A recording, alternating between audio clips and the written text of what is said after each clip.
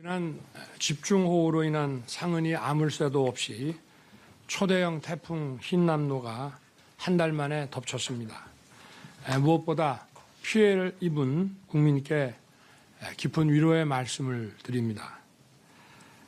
피해는 다소 있었습니다마는 밤잠을 설치며 협조해 주신 국민 여러분과 실시간 재난정보 전달로 도움을 주신 언론, 그리고 태풍 현장에서 사투를 벌인 소방, 해경, 경찰, 군인, 지자체의 현장 관계자 여러분 덕분에 예상보다 피해를 줄일 수는 있었습니다.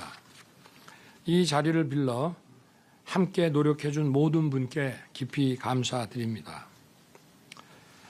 태풍은 한 발 앞선 대처가 중요하므로 저 역시 여러 차례 긴급 점검 회의를 갖고 상황 점검을 했습니다. 정부는 국민의 생명과 재산을 지키는 일에 무한 책임을 진다는 각오로 끝까지 긴장의 끈을 놓지 않을 것입니다. 모든 국민들께서 완전한 일상 회복에 이를 때까지 제가 직접 모든 상황을 챙기겠습니다. 재난 대응은 철저한 원칙에 입각해서 선제적으로 이루어져야 합니다.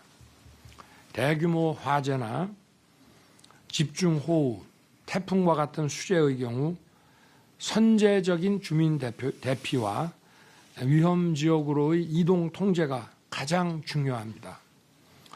선제적으로 주민 대피가 이루어질 때 다수의 집단적인 인명 피해를 막을 수 있습니다. 이번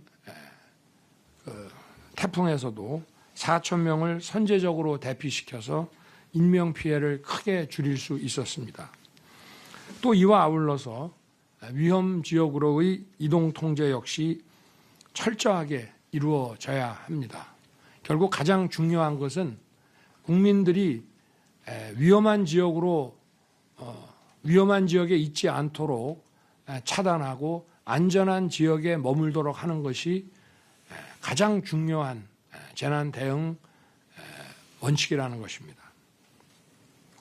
이와 같은 확고한 재난 대응 원칙에 입각해서 우리 대응 체계 전반을 다시 점검하고 현장에서 확실히 조치될 수 있도록 정부, 지자체, 국민 모두가 힘을 모아야 할 것입니다.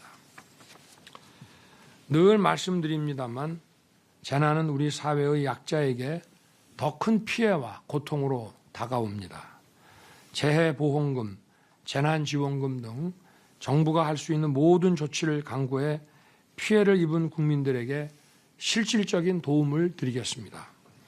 특히 피해 조사를 최대한 신속하게 진행해서 필요한 지역에 대해 특별 재난 지역으로 신속하게 선포하도록 하겠습니다.